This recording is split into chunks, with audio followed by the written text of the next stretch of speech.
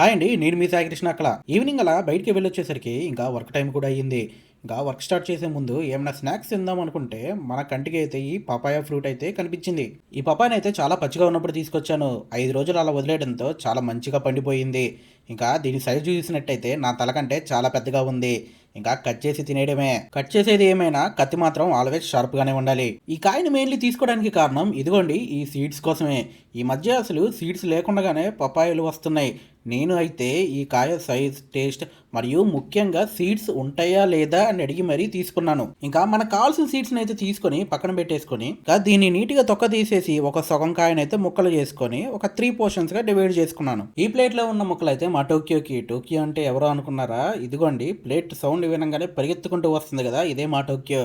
3 సంవత్సరాల క్రితం అనుకోకుండా మా ఇంటికి వచ్చిన చెల్లెలు. మా టోక్యోకి అసలు చికెన్ కంటే ఈ పపాయకే బాగా ఎక్సైట్ అయిపోతూ ఉంటుంది.